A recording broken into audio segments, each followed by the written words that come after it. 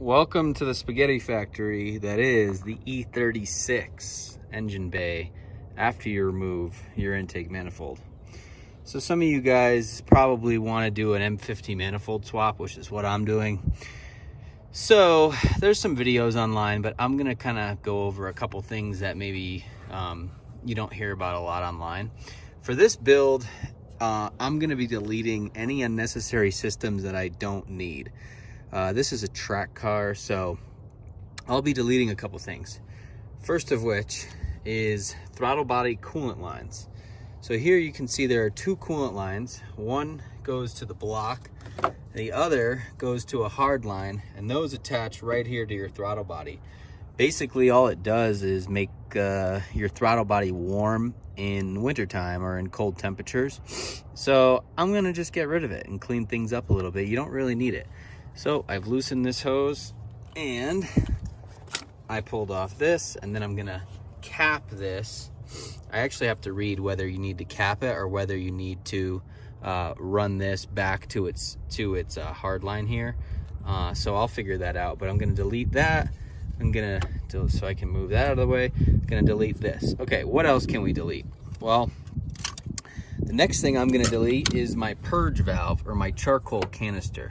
The reason I'm doing that is you don't really need that either. You know, that just reintroduces old exhaust fumes into the intake on startup, and it's kind of an emissions thing. I'm doing a Castle Performance tune, and they're gonna take that out, so it's not gonna throw a check engine light or anything. So I'm gonna delete that. So that is a hose. Let's move this throttle body out of the way.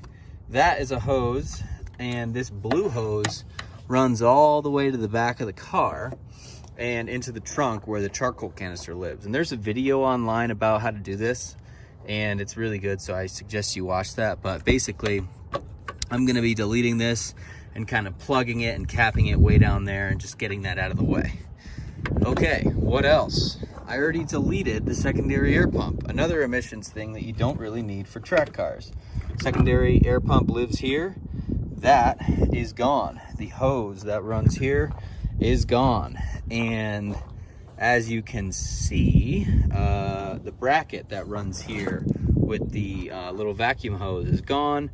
And then there's some electrical stuff in here and some small vacuum hoses. I think that this is, not sure, but basically you can delete the secondary air pump as well. So those are three of the big things that I'm going to be deleting from this build.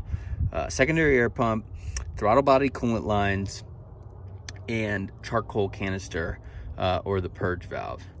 Other than that, while you're in here, I would suggest changing any of these hoses that you can get access to. Some of these are, you know, depending on how old your car is, anywhere from 21 to 26 years old. This is a 99, so 21 years old at this point. These hoses probably deserve to be changed. So I'm gonna go ahead and do that while I'm in here, because if you throw your intake manifold back on and then try to change the hoses, good luck.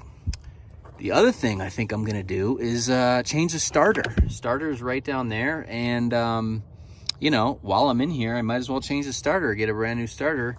You know, it's been 21 years, and might as well do that. Other than that, clean things up. I'm gonna, you know, clean up the mating surfaces before I throw my M50 manifold back on. Clean some of this stuff up in the block. I've already done a lot of the basic stuff, like new Vanos oil line, new oil temperature sensor.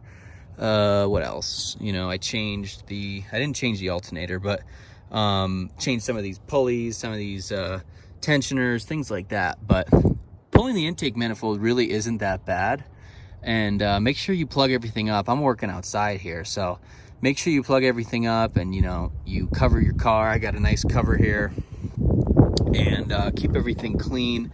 And the other thing I would suggest is labeling stuff. So get some duct tape and a marker that works and start labeling stuff. But this is what the bottom of the E36 looks like. And the other thing too to remember, when you're pulling your intake manifold, there's a couple brackets that live, one bolts down here and the other one bolts down there, and those are 13 millimeter brackets, and they're one goes to the block and one goes to the intake manifold.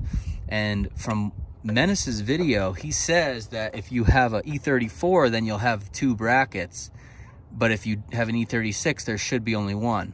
My problem was, for whatever reason, I did have 2 brackets, even though this is a 99 M3. So when you pull all your intake manifold studs, which are easy for the most part, of course you got to get your wiring harness up. And if you need a tip on that, get some zip ties, put your hood up, and do it this way, and watch when you close your hood, it kind of drops back down and it gets out of your way. So that works, and then that'll get you access to this back guy, which is pretty far in there.